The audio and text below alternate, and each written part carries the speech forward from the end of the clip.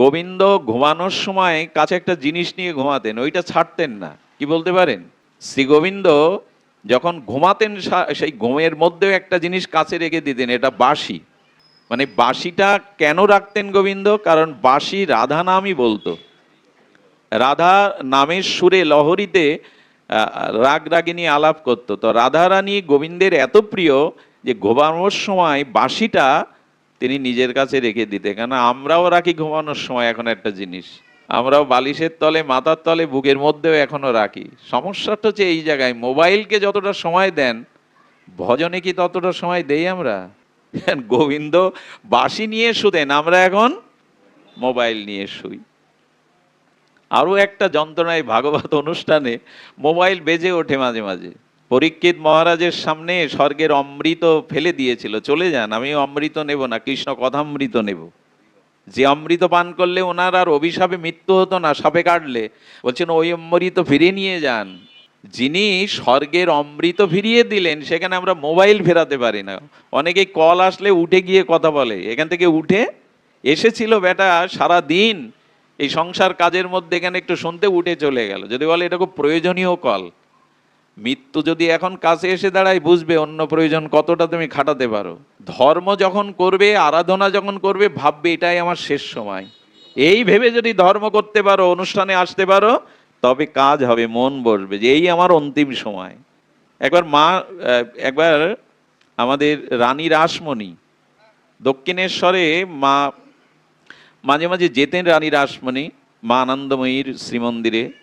এই কলকাতা মহানগরীর এখনো সুরধ্বনির তীরে আমাদের দক্ষিণেশ্বর অনন্য একটি মাতৃপীঠস্থান, শক্তিপীঠস্থান। তো ওইখানে ঠাকুরের সামনে গিয়ে ঠাকুরের শ্রীমুখে দুটো অমৃতময় মাতৃকথা, ঠাকুরের মুখে সেই সমাধিস্থ হয়ে শ্যামা সঙ্গীত শুনলে রানী রাসমণির মন ভালো হয়ে যেত। তো রানী রাসমণির সামনে, ঠাকুরের সামনে প্রণাম করে বলছে, ঠাকুর একটু মায়ের কথা শোনান। উনি সমাধিস্থ ভাবাবিষ্ট হয়ে মায়ের কথা শোনাতে শোনাতে ওনার অমৃত কণ্ঠে উনি মায়ের একটা সঙ্গীত শোনাচ্ছেন। আর সঙ্গীত মাঝগানে বন্ধ করে, সুরালাপ বন্ধ করে, টাস করে দুটো চড় বসিয়ে দিয়েছে রানী রাসমণির গালে রামকৃষ্ণদেব। এখন রানী, ব্রিটিশরাও যার কাছে পদানত হয়েছিল, এত তেজস্বী ছিলেন, মাতৃ অংশে জন্ম রানী রাসমণির। ওনার যখন সাথে সেবকরা ছিল তারা পাগল ভেবে ঠাকুরকে মারতে উঠেছে লাঠি নিয়ে।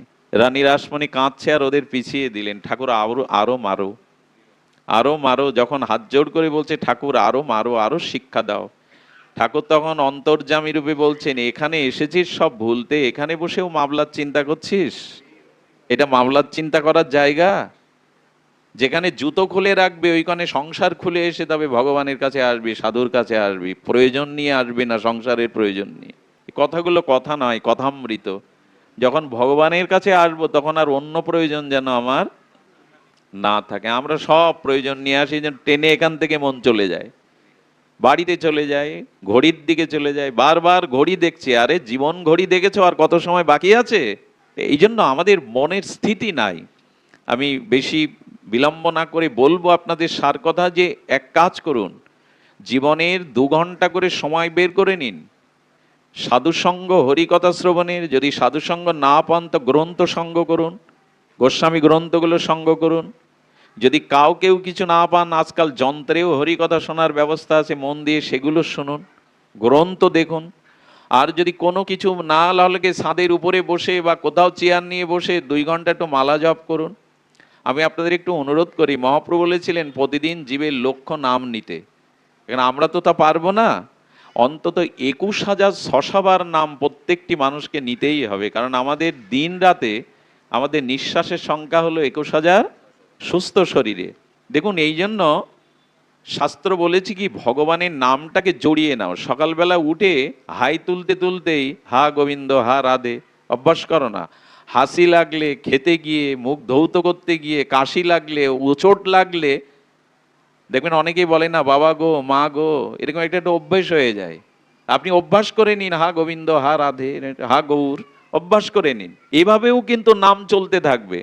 আর আপনি যেভাবেই ভগবানের নাম নিন, সঙ্গে সঙ্গে নাম আপনাকে আক্রান্ত করবেই। জ্ঞানে অজ্ঞানে, হেলায় অবহেলায় যেভাবেই ভগবানের নাম নিয়ে নেবেন, এটা মঙ্গল। জেনে জেনে বা না জেনে আগুনে হাত দিলে দুটোই হাত পুড়বে, না জেনে হাত দিলেও হাত পুড়বে। তো ভগবানের নাম হোঁচট খেতে গিয়ে, হাই তুলতে গিয়ে, নিঃশ্বাস প্রশ্বাসে সকালবেলা উঠে অলসতা ছাড়তে গিয়ে যে কোনোভাবেই ভগবানের নামটা, এগুলো শোনার কথা না, এগুলো আচরণের কথা, বলবার। এই যে আমি বলছি, এটা বলা বা শোনার কথা না, এগুলো করার কথা। আচ্ছা, এটা কি অসম্ভব? কাল ভোরে ঘুম থেকে উঠে হা গোবিন্দ বলে আলস্যটা ছাড়া, এটা কি অসম্ভব? এটা কি কারো পক্ষে অসম্ভব? কিন্তু করব না। এগুলো শোনার কথা না, এগুলো করার কথা। এই জন্য ভগবানের নামটা জড়িয়ে নিন, সময়টা যথাকাল সময়টা বের করে নিন। আচ্ছা, চিন্তা করুন ভগবানের আবির্ভাব কোথায় হয়েছিল? আগামীকাল জন্মাষ্টমী, একটু বলতে হয়। দিলীপ দা আমাদের পরম শ্রদ্ধেয় বলছিলেন, দাদা এই প্রসঙ্গে একটু বলবেন। জন্মাষ্টমীর ভগবান শ্রীকৃষ্ণ অনাদিরাদি সর্বকারণেরও কারণ যিনি, তিনি এসেছিলেন কংসের কারাগারে। আর জায়গা পাননি তিনি।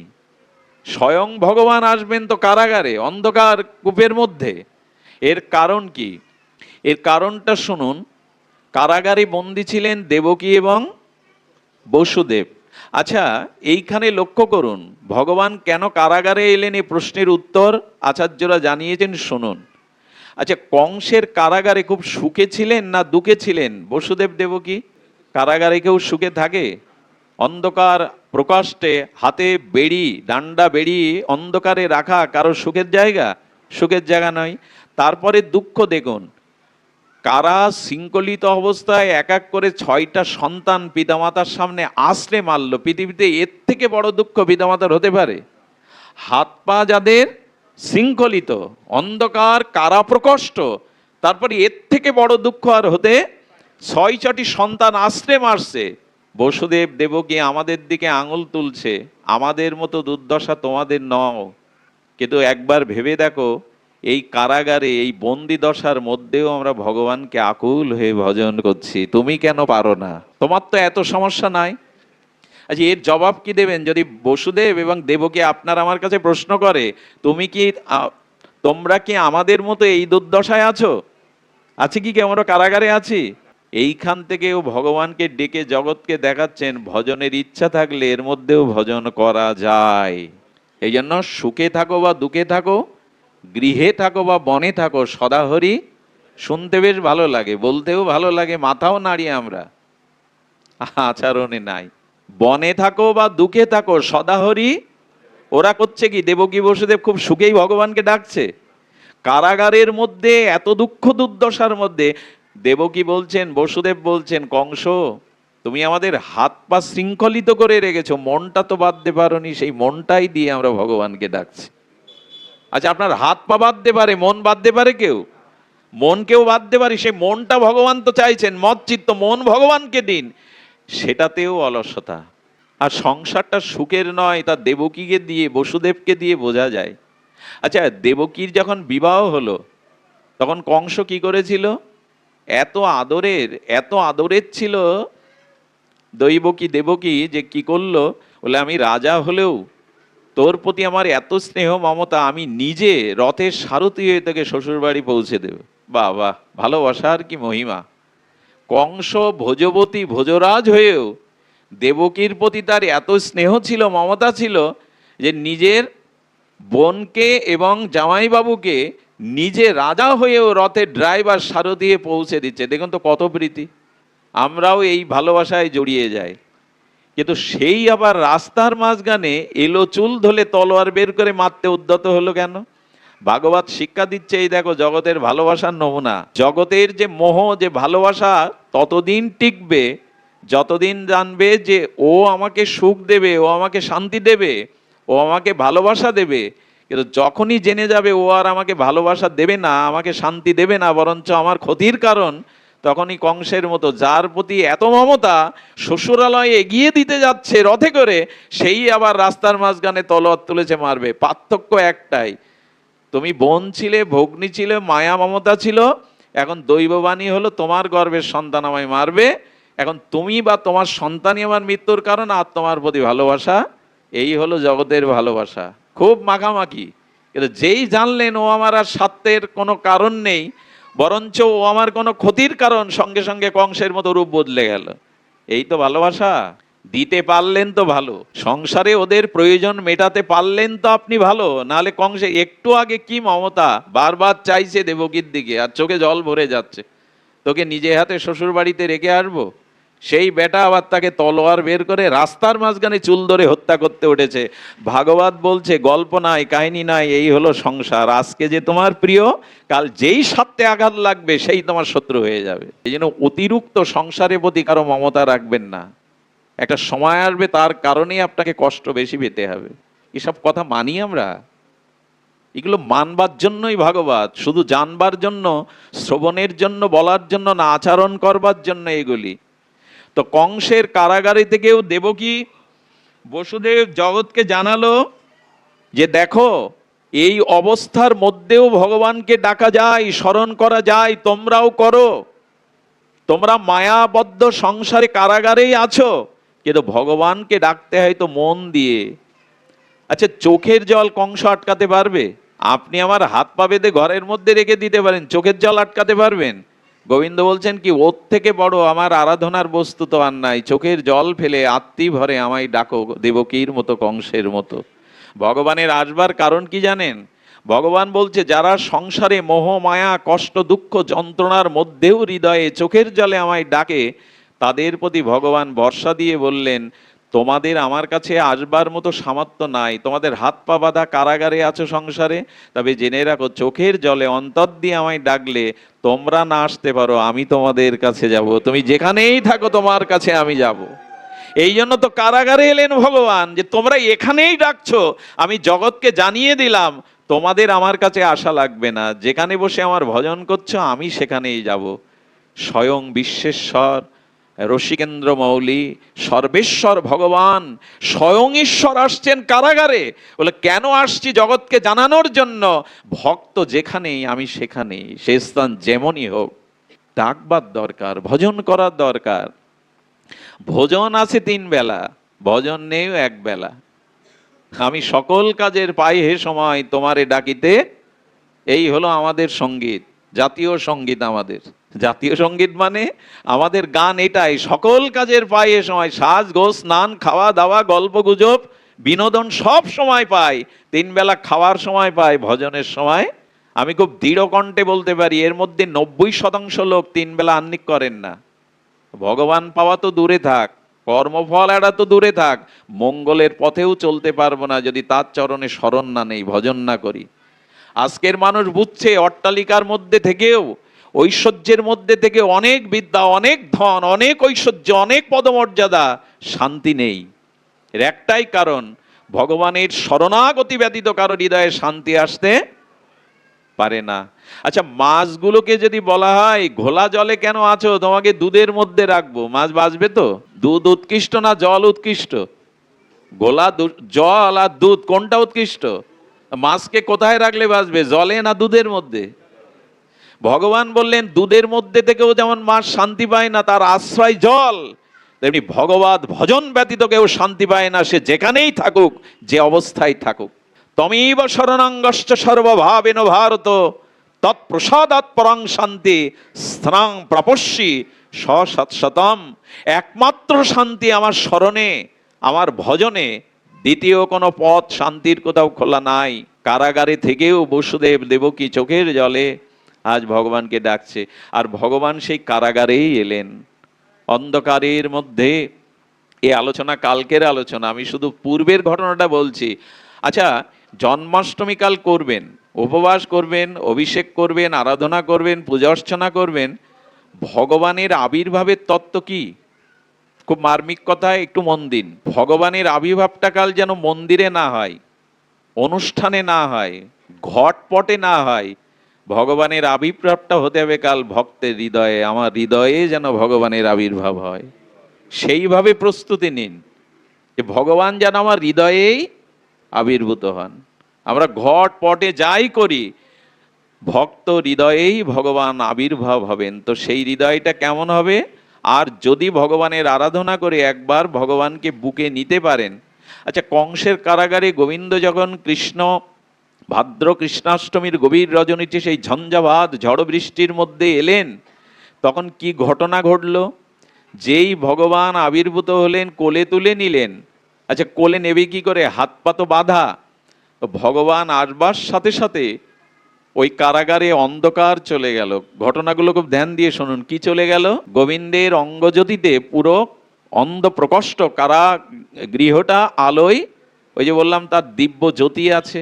সূর্যের আলো কোথা থেকে পাই জানেন? সূর্যের মধ্যে রংধনু আছে না, 7টা রং। এগুলো রাধারানীর চরণের নখমণি, নখের জ্যোতির অংশই ওই ওই সপ্ত রং এবং সূর্যের কিরণ। কার নখের জ্যোতি?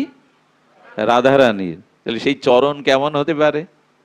রাধারানীর নখম চন্দ্রমণির জ্যোতি হলো সূর্যের এই কিরণ, এবং চন্দ্রেরও, কারণ সূর্যের কিরণ তো চন্দ্রের চন্দ্রিমা হয়। আর ওখানে সপ্ত রংধনু আছে, 7টা রং আছে, এ সব রাধারানীর চরণের নখ চন্দ্রমণের জ্যোতি। তাহলে তার নখের জ্যোতির এই প্রভাব। এগুলো দিব্য, আমি আগেই বলেছি, দিব্য এবং পার্থিব এই দুটো জিনিস বুঝতে হবে। জড় এবং চিন্ময় এই দুটো বুঝতে হবে। এই দুটো বুঝতে না পারলে ওই রাজ্যে যাওয়া যাবে না। আমরা জড় নিয়েই ব্যস্ত, জড় বস্তু নিয়েই সারা জীবন কাটালাম। তো ভগবানকে বুকে নিলে কি হলো? অন্ধকার। আর অন্ধকার মানে কি? অজ্ঞানতা, ওটা আর থাকবে না। দ্বিতীয়ত, হাত পার শৃঙ্খল কেউ খুলে দিল না, আপনি খসে পড়লো। অর্থাৎ ভগবান সংকেত দিচ্ছে, সংসার কারাগারে যদি আমার ভজন করতে পারো, একবার যদি আমাকে বুকে করে নিতে পারো, তোমার হৃদয়ের অনন্ত জন্মের অজ্ঞান আধার আর থাকবে না, জ্ঞানের আলোকে উদ্ভাসিত হবে। আর তোমার হাতে যে মায়ার শৃঙ্খল আছে, ওটা কারো খুলে দেওয়া লাগবে না, ওটা আপনি আপনি খুলে যাবে। আর কি হলো? আর কারাগারের যে প্রকোষ্ঠের দুয়ার, ওটা কেউ খুলে দিল না, আপনি খুলে গেল। ভাগবত কি দার্শনিক গ্রন্থ দেখুন, কারাগারের প্রকোষ্ঠের দুয়ার আপনি খুলে গেল। যারা পাহারা দিচ্ছিল তারা ঘুমিয়ে পড়লো। তার মানে কারাগার হতে বাইরে যাওয়ার সব রাস্তায় ভগবানকে বুকে নিলে বেরিয়ে যাবে। তুমি সংসার কারাগারে আছো, অজ্ঞান আধারে আছো, তোমার হাত পা মোহমায়ায় বাধা, তুমি বৃন্দাবনের পথে যেতে পারছ না, মুক্তি পাচ্ছ না। উপায় একটাই, ভজনের দ্বারা ভগবানকে বুকে তুলে নাও। আর অন্ধকার থাকবে, আর হাতে মায়ার বেড়ি থাকবে, আর কাম ক্রোধ যারা বাধা দেয় তোমাকে যেতে, তারাও ঘুমিয়ে, আর কেউ বাধা দেবে না। কত বড় দার্শনিক বিচার করেছেন এখানে। কিন্তু পরেক্ষণে গোবিন্দকে গোকুলে রেখে যখন মায়াকে কোলে করে আবার কারাগারে এলেন, তখন কি হয়ে গেল? তখন আবার কারাগার রুদ্ধ হয়ে গেল, শৃঙ্খল আবার হাতে উঠলো, আবার অন্ধকার হয়ে গেল, পাহারা আবার। সংকেত দিচ্ছে ভাগবত, কৃষ্ণকে বুক থেকে নামিয়ে যদি মায়াকে বুকে নাও, তো মায়া আবার কারাগারে পড়বে, আবার অন্ধকারে, আবার হাত পায়ে শৃঙ্খল বদ্ধ করবে। এখন আপনার আমার সিদ্ধান্ত নেওয়ার, কৃষ্ণকে বুকে নেব না মায়া দেবীকে বুকে নেব? কি করবেন? এখানে তো স্বীকার করবেন, এখানে তো স্বীকার করছেন যে মায়াকে কোলে নিলে আবার কারাগারে, আবার জন্ম মৃত্যু, আবার অন্ধকার, আবার মায়ার শৃঙ্খল, আবার কংস। আর কৃষ্ণকে বুকে নিলে, কাকে বুকে রেখেছি আমরা? বুকে কে আমাদের ভাবনার মধ্যে? কে? সংসার না ঈশ্বর?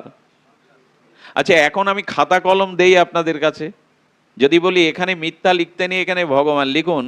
আপনার জীবনে 1 নম্বর আর 2 নম্বর দিয়ে যদি বলি লিখতে, যে 1 নম্বরে ভগবান না 1 নম্বরে আপনার সংসার, যদি সত্যি সত্যি ভগবানকে ফাঁকি না দিয়ে লিখি, তবে আমিও লিখতে পারবো না যে আমার 1 নম্বরেই ভগবান, 1 নম্বরে সংসার, 2 নম্বরে ভগবান।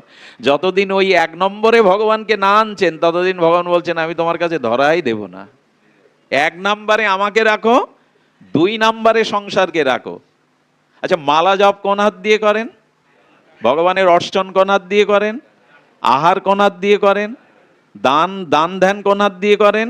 ডান হাত দিয়ে। গোবিন্দ বলছেন আর সব রাখো বাঁয়ে, আমাকে ডানে রাখো।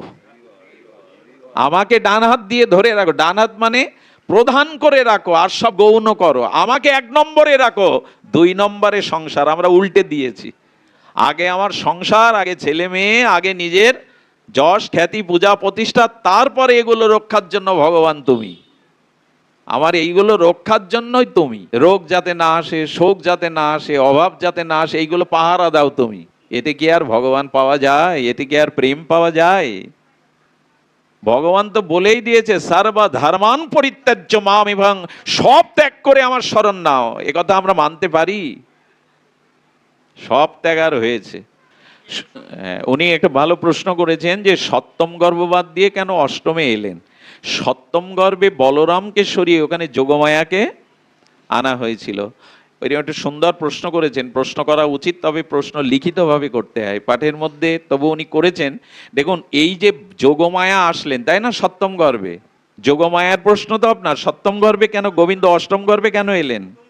এই ছয়টায় এরা অভিশপ্ত ছিলেন, এবং এই ছয়জনকে গোবিন্দ গুরুদক্ষিণা হিসাবে পরবর্তীতে আবার তাদের ফিরিয়েও এনেছিলেন। তাদের সেই লোক থেকে, যে লোকে তারা গমন করেছিল, আর অভিশপ্ত ছিল, এই অভিশাপের কর্মফল ভোগের জন্য ওদের অকালে মৃত্যু হয় কংসের হাতে, কিন্তু কৃষ্ণ আবার দেবকীর কাছে এদেরকে ফিরিয়ে এনেছিলেন। আর অষ্টমের মানে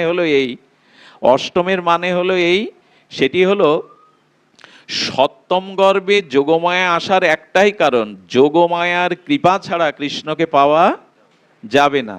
মহামায়া আমাদের কাছে এলে আমাদের কৃষ্ণ থেকে দূরে নিয়ে যাবে, আর যোগমায়ার কাজ হলো ভগবানের সাথে আমাদের। দেখুন, রাম আগে চলেছে, মাঝখানে কে বনবাসে? সীতা দেবী, আর পেছনে কে? লক্ষণ। এই তিনটাকে বাল্মীকি বলেছেন ওম, প্রণব।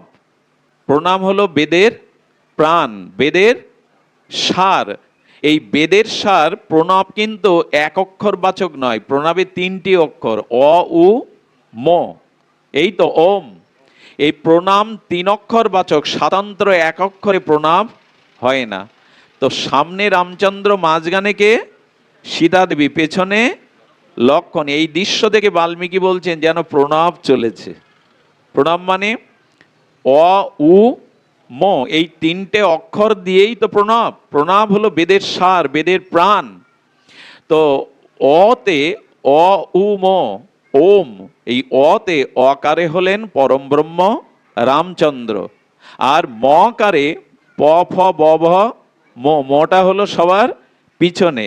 এখানে ঈশ্বর তত্ত্ব অর্থাৎ জ্ঞান তত্ত্ব, পরম তত্ত্ব হলো রাম সম্মুখে, আর সবার পেছনে লক্ষণ, এই মকার হলো জীব তত্ত্ব। তো জীব আর ভগবানের মাঝখানে কে দাঁড়িয়ে? উকার, অর্থাৎ ইনি হলেন যোগমায়া বলি আর শ্রীজি বলি, লাদিনী শক্তি বলি, ইনি মাঝখানে। মাঝখানে কেন জানেন? জীবের সাথে আর ব্রহ্মের, ভগবানের সাথে একটা দূরত্ব আছে। মাঝখানে যদি যোগমায়া থাকে তখন কি বলে? যোগমায়া বলে, ভগবান আমার পেছনে জীব দাঁড়িয়ে আছে, তুমি ওকে কৃপা করো। ভগবান তখন বললেন, ও পাপী, অপরাধী, আমি ওকে কি করে কৃপা করব? ও কৃপা পাওয়ার যোগ্য নয়। তখনই যোগমায়া বলে, তাহলে তোমার পতিত পাবন কেন নাম? তোমার করুণা, তোমার কৃপা, তোমার পতিত পাবন নাম কেন? এই জন্য যোগমায়া ভগবানকে স্মরণ করিয়ে দেয়, প্রভু তোমার অনন্ত গুণের মধ্যে করুণাই হলো শ্রেষ্ঠ গুণ, কৃপাই হলো শ্রেষ্ঠ গুণ। তুমি যদি কৃপা না করো তো এই যোগমায়াই, এই রাধারানী, এই শ্রীজি, সীতা ঠাকুরানী, ইনি দেখবেন মাঝখানে যদি উটা বাদ দেন, অ এবং মৌতে ওম হবে, প্রণব হবে, পরিপূর্ণতা পাবে। এই জন্য এই যোগমায়া শক্তি ভক্ত আর ভগবানকে মিলিয়ে দেয়। ভক্তের অধিকার নেই ভগবানের প্রেম পাওয়ার, কিন্তু ভগবানকে জানিয়ে দেয় যোগমায়া, প্রভু তুমি কৃপালু, তুমি দয়ালু, তুমি ভক্তবৎসল, তুমি পতিত পাবন, তোমার এই করুণা দিয়ে তুমি ওকে রক্ষা করো। দেখুন, রামচন্দ্র এই জন্য আমরা যে দুর্গা পূজা করি, এই দুর্গার দুটি রূপ, একটি মহামায়া, আরেকটি হলো যোগমায়া। তো মায়ের কাছে যারা অষ্টমীতে অঞ্জলি দিবেন, নবমীতে আসবেন, আমি একটা অনুরোধ করি, মাকে ডক্টর মহানম্রত ব্রহ্মচারীর এই প্রার্থনাটা জানাবেন যে, মা তুমি আমার সামনে মহামায়া রূপে না এসে যোগমায়া রূপে এসো। কারণ মহামায়া আমাদের কি করে? মহামায়া এই জগতের মোহমায়াকে আমাকে আবিষ্ট, যে তুই কৃষ্ণ ভুলে গেছিস, ভগবান ভুলে গেছিস, তোকে সংসার কারাগারে মোহমায়াই বেঁধে রাখলাম। আর যোগমায়া কি করে? বহির্মুখ জীবকে কৃষ্ণের সাথে মিলিয়ে দেয়, ভগবানের ভজনের সাথে মিলিয়ে দেয়। যেন মহামায়ার যোগমায়া, ওনার দুটো নাম। মা কৃপা করে আমাকে মিলিয়ে দাও। আরে রামচন্দ্র যেতে যেতে দেখছে একটা পাহাড়, আর পাহাড় দেখে এক ঋষির কাছে জিজ্ঞাসা করছে, এটা কিসের পাহাড়, অন্যরকম লাগছে? বললেন, প্রভু এগুলো হাড়ের পাহাড়। বলে, হাড় দিয়ে পাহাড় হলো কি করে? বলো, রাবণ এবং রাক্ষসরা ঋষিমুনিদের হত্যা করতে করতে এক জায়গায় রেখে তাদের পাহাড় হয়ে গেছে, হাড়ের পাহাড়। প্রভু এত ব্যথা পেলেন, এত কষ্ট পেলেন, রঘুপতি রামচন্দ্র বলে বসলেন, যারা এই রাক্ষস অসুরগণ এই ভক্তদের এভাবে মেরে পাহাড় তৈরি করেছে, আমি প্রতিজ্ঞা করছি আমি সেই অসুর রাক্ষসদের বিনাশ করবই। রামচন্দ্র দৃঢ় প্রতিজ্ঞা করলে মা সীতা পরবর্তীতে জিজ্ঞেস করেছিল, প্রভু আপনার কি শত্রু মিত্র আছে? খুব ধ্যান দিয়ে শুনবেন। সূর্য কি কারো প্রতি শত্রুতা করে যে ওর প্রতি আলো দেব না? তো মা সীতা জিজ্ঞাসা করছে, প্রভু আপনার কি জগতে শত্রু মিত্র আছে? বললো নাই। বলে আপনি নিরপেক্ষ? বলে হ্যাঁ আমি নিরপেক্ষ, আমার কোনো শত্রু মিত্র নাই, আমার কোনো আপন পর নাই। তবে তুমি কেন তাহলে বললে এই অসুররা এই দৈত্যরা এই রাক্ষসরা তো তোমার কোনো ক্ষতি করেনি, তুমি কেন প্রতিজ্ঞা করলে ওদের বিনাশ করবে? ওরা তো তোমার ক্ষতি করেনি, তাহলে তুমি কেন ওদের শত্রুতা করে ওদের বিনাশ করবে? কথাটি জানা দরকার। গোবিন্দ রামচন্দ্র ভগবান সেদিন এসে বলেছিলেন, শোনো সীতে, আমার কেউ শত্রু মিত্র নাই, আমার কেউ আপন পর নাই, তবু আমার শত্রু মিত্র আছে, তবু আমার আপন পর আছে। কেন জানো? যে আমার ভক্তের শত্রু সেই আমার শত্রু, যে আমার ভক্তের মিত্র সেই আমার। কেন পাণ্ডবদের পক্ষ কৃষ্ণ কেন নিতে যাবেন? কৌরবদের পক্ষ কেন নেবেন না? ভগবান তুমি পক্ষপাতিত্ব আছে তোমার? বললো না, আমার ভক্তের যে মিত্র সেই আমার মিত্র, আমার ভক্তের যে শত্রু সে আমার। এই জন্য আপনাদের কাছে অনুরোধ করব, ভগবানের সাথে শত্রুতা করুন, আমার ক্ষতি নেই তাতে। ভগবানের প্রতি আপনি দোষ করুন, অপরাধ করুন, ক্ষতি নেই, কিন্তু ভক্তের শত্রু হতে যাবেন না, তাহলে আপনি ভগবানের শত্রু হয়ে দাঁড়াবেন। ভক্তের শত্রু যেই হলেন সেই ভগবানের। দুর্যোধনকে বলেছিল, দুর্যোধন শুনে রাখো, পাণ্ডবদের যে মিত্র সে আমার মিত্র, পাণ্ডবদের যে শত্রু সে আমারও। কতটা ভক্তবৎসল ভগবান! ভগবানের চরণে অপরাধ করলে আপনি ক্ষমা পাবেন, কিন্তু কোনো মহতের চরণে, ভক্তের চরণে অপরাধ করলে সেই দিন থেকে আপনি ভগবানেরও শত্রু হয়ে যাবেন। এই জন্য সতর্ক হওয়া উচিত ভক্ত চরণে। আজকে কংসবধ হবে কেন? হবে এই কারণে যে আজ ভক্তের প্রতি অত্যাচার করেছে কংস।